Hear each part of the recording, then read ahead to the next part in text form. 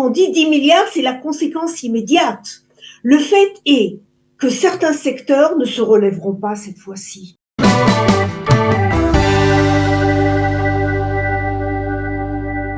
Dr Élise Brézis, bonjour, Boker Tov. Ah non, on ne vous entend pas. Petit problème. Boker Tov. Boker Tov, voilà, on vous entend parfaitement. Merci beaucoup d'être avec nous ce matin sur Studio Kalita pour nous aider à mieux comprendre les répercussions économiques de ce confinement, de ce reconfinement total dans lequel nous allons entrer à la veille de Rosh Hashanah. Alors, tout d'abord, je voudrais que vous nous expliquiez le coût de ce reconfinement. Ces 2 derniers jours, on a entendu de multiples estimations. Ça va, on va dire, de 6 milliards de shekels à 40 milliards de shekels. On ne sait plus vraiment combien ça va coûter tout cela. Est-ce que vous pouvez faire le clair sur cette question ? Oui, parce que ça dépend de combien sera vraiment le confinement. Oui. Actuellement, et ça change à peu près chaque heure. Ah oui. Donc, ça change vraiment chaque heure, puisque par exemple, jusqu'à il y a 1 heure, il y avait encore une question, est-ce que les restaurants pourraient faire du take-away ? Ça vient d'être décidé que non. À propos d'Elat, on n'en sait rien. Peut-être qu'Elat va devenir une ville hors Israël comme la Grèce, où vous arriverez avec un passeport. Et donc, on ne sait pas exactement. Donc, ce qui est sûr, c'est qu'actuellement, on ne parle plus de 40 milliards. Parce que si c'était un confinement avec les industries aussi fermées comme avant à 30%, on allait sur le 40 milliards. Actuellement, je pense que le chiffre de 10 milliards paraît OK, mais arrêtons de parler ici vraiment uniquement de petits chiffres, parce que on parle uniquement de la conséquence. Quand on dit 10 milliards, c'est la conséquence immédiate. Le fait est que certains secteurs ne se relèveront pas cette fois-ci. Parce que, je l'avais déjà dit, l'effet d'accordéon, Bibi Netanyahou aime beaucoup cette idée d'un accordéon, on ferme, on ouvre, on ferme, on ouvre. Ça ne marche pas avec l'économie. Quand vous, actuellement, pensez à tous ces restaurants qui ont acheté une quantité énorme de viande parce qu'ils pensaient être ouverts. Et maintenant, que vont-ils faire ? Ils sont obligés de fermer. Donc ça va être une perte. La probabilité qu'ils vont recevoir vraiment selon leur perte, ce qui aurait été fait dans d'autres pays, est minime en Israël, comme vous le savez très bien. Et donc, ça veut dire que certains restaurants qui auraient pu peut-être survivre ne survivront pas. De même avec des hôtels, des petits hôtels. De même avec le secteur qui est le plus touché depuis le début, c'est le secteur des services. Alors, une précision d'abord, une question générale. Qu'est-ce qui va changer entre le confinement que l'on a connu en mars-avril et le confinement dans lequel on va rentrer à la fin de la semaine ? Qu'est-ce qui va changer concrètement ? Est-ce que tout va être paralysé ? Qu'est-ce que cela veut dire lorsque Netanyahou dit le secteur privé restera ouvert mais sans réception du public, hein, ce qui peut paraître un peu paradoxal, le secteur privé avec le public. Mais enfin, pas de public, pas de réception publique, mais le secteur privé va continuer à fonctionner. Qu'est-ce que cela veut dire ? Absolument. Vous avez une compagnie et vous avez 20 personnes qui travaillent dans votre compagnie. Vous faites des stylos, ok ? Vous produisez des stylos. Vous produisez, je ne parle pas que le high-tech, mais en Israël, on produit de très nombreuses choses. Selon le confinement premier, vous ne pouviez pas garder ces 30 personnes. Vous deviez passer à 30%. Et être avec moins de 20 personnes. Là, ils ont changé. C'est-à-dire, toute personne qui travaille dans le privé, c'est-à-dire pas dans le public, eh bien, pourra aller à son travail. Alors, la grande question attendez, si si toutes les personnes vont au travail dans le secteur privé, ça veut dire on va voir sur les routes, on va voir énormément de gens. Il ne va pas... Vous avez tout à fait raison, mais vous ne les verrez pas Rosh Hashanah, Yom Kippour. Et c'est là la grande idée, parce que ce qu'on a surtout peur, c'est le rassemblement. On a compris que le grand problème, c'est les mariages, le rassemblement, et les fêtes de famille. Donc c'est ça qu'on va surtout bloquer. Dans le travail, En fait, dans les industries, il n'y avait absolument pas de problème de contamination. Donc, on va permettre. Mais alors, vous allez dire, oui, mais on connaît les Israéliens. Tout le monde va dire, on va au travail. Donc, on est en train actuellement de se poser la question. Je vous dis que c'est actuellement, va-t-on pouvoir émettre une carte de travail à toute personne, comme on l'a fait lorsque vous allez travailler, vous savez très bien que vous devez prouver que vous n'avez pas le corona aujourd'hui. Donc, on va certainement, toutes les compagnies vont devoir envoyer à leurs travailleurs une espèce de passe, de mots qu'ils vont devoir montrer aux policiers s'ils sont arrêtés. Et évidemment, ça ne marche pas pour Rosh Hashanah et Yom Kippour, parce que là, on ne travaille pas. Donc, c'est ça le sens de cette interdiction. C'est uniquement, tout ce reconfinement est uniquement destiné à éviter les rassemblements à l'occasion des fêtes de Rosh Hashanah et de Kippour et probablement de Sukkot. Et les mariages dans le secteur arabe. Absolument. C'est d'ici que vient le problème. Regardez, l'essentiel du problème actuel, il y a 3 semaines, l'essentiel du problème se trouvait dans les villes, quand on voulait faire le Ramzor, c'était dans les villes Haridi et arabes, et surtout les villes arabes, où là, on a fait vraiment, on a exagéré. Mais pour des raisons politiques, on n'arrêtait personne. On sait très bien actuellement que le maire de ville arabe était à ces mariages. Or, de très nombreux médecins arabes et travailleurs arabes qui travaillent dans les hôpitaux étaient à ces mariages, reviennent travailler dans les hôpitaux se retrouvent actuellement avec très peu de médecins qui peuvent aider parce que eux-mêmes sont actuellement malades, et donc dans ces villes-là, on va à la catastrophe. À cause de cela, eh bien, on est obligé de fermer tout le pays pour des raisons politiques, parce que on nous a très bien expliqué, si vous voulez fermer une ville religieuse, eh bien, nous ne laisserons pas faire. Et donc, il faut fermer le pays entier. Voilà. On est obligé de fermer tout le pays pour des considérations uniquement politiques, vous nous dites. Politique. Oui, mais il faut dire aussi la vérité. C'était vrai jusqu'à la semaine dernière. Parce que ça fait maintenant 2 mois qu'on essaye de faire ce fameux Ramzor et on n'y arrive pas. On l'aurait fait, Israël se trouvait dans une situation extraordinaire. Mais vous savez très bien que le politique est très important en Israël parce que Bibi Netanyahou a des problèmes politiques et juridiques et donc il ne peut pas se permettre de dire non à des rites et aux ultra-religieux. Et donc, on est arrivé maintenant à une situation où pratiquement toutes les villes sont déjà au orange-rouge. Mais les chiffres à Tel Aviv ne sont pas très élevés par rapport à Tel Aviv. Et vous savez très bien que Ichilov n'a pas le problème d'être avec trop de malades. Mais dans le Nord, ils sont à 120%, 130%. La même chose Jérusalem, évidemment. Surtout qu'il y a la Jérusalem arabe qui, elle aussi, passe son temps à faire des mariages. C'est ça le très grand problème d'Israël, c'est que, les gens n'ont pas du tout écouté ce qu'il fallait faire. Et deuxièmement, eh bien, la police n'était pas là pour les arrêter parce qu'elle avait reçu l'ordre de ne rien faire. Et là, maintenant, je vous assure qu'à Rosh Hashanah, si vous êtes sur la route, vous serez arrêté. Et là, ce sera 1000, 2000 shekels très facilement. Donc, c'est la raison et la volonté d'arrêter le fait que les rassemblements, c'est ça toute l'histoire.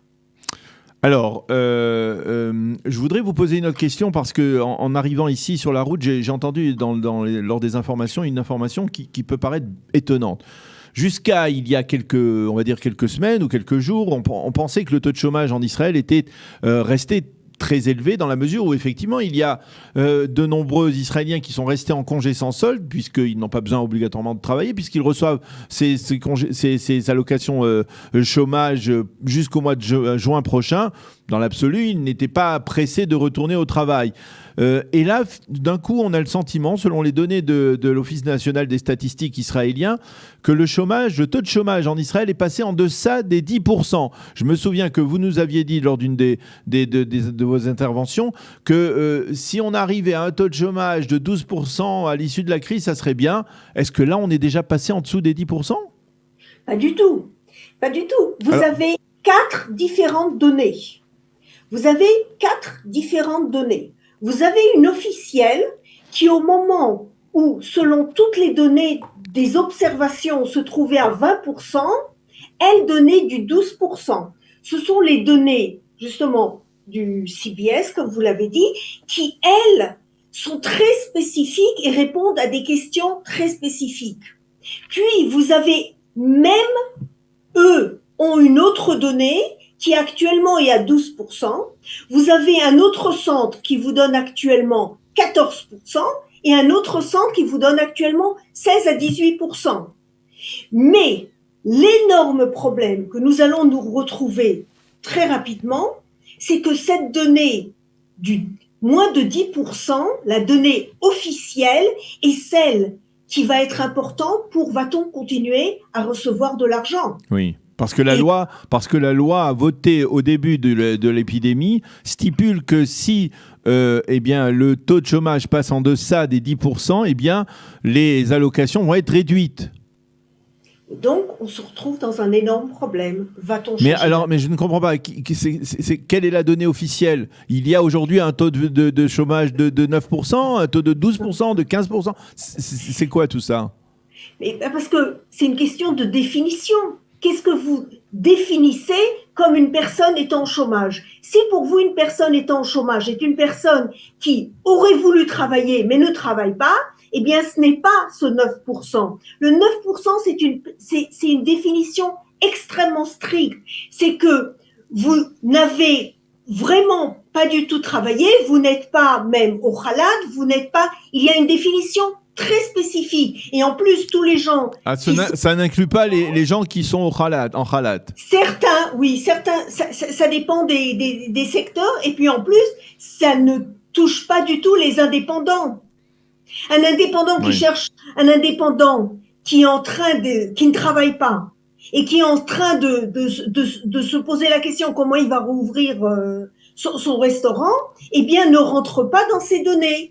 Et c'est pour ça qu'on a actuellement 4 définitions différentes qui vont, il y a un mois, elles allaient du 11% au 20%, et maintenant, parce que c'est vrai qu'il y a une baisse du chômage, elles vont du 9% jusqu'à peu près du 15-16%.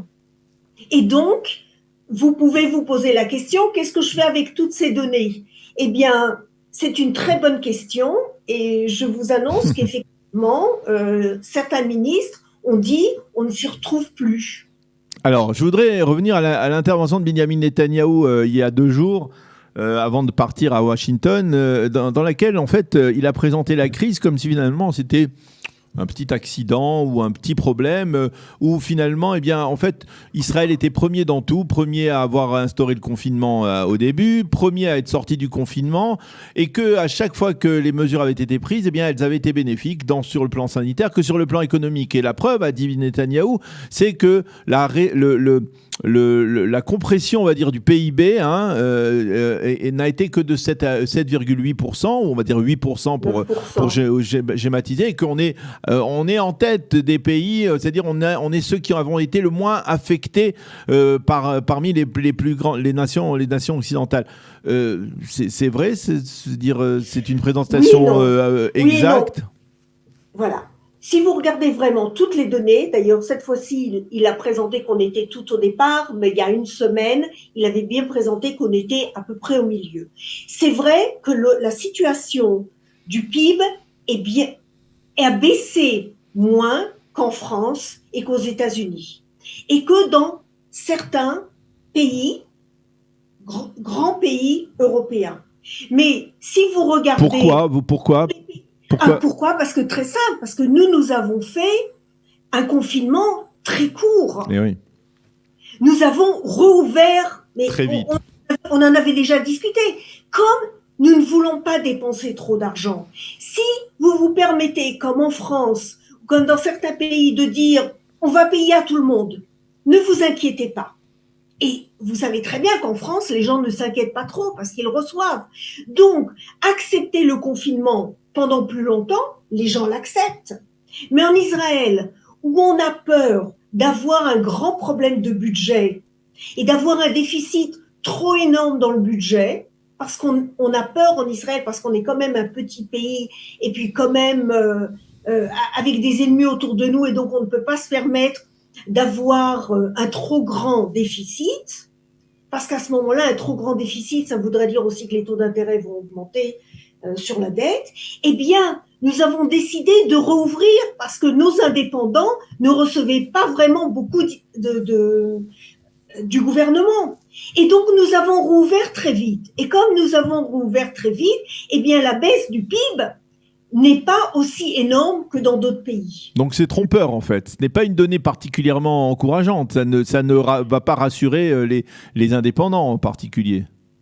Les indépendants, certainement pas. Mais ce que ça veut dire, c'est que par rapport aux autres pays qui font une politique économique, on se trouve avec une perte de PIB un peu moindre.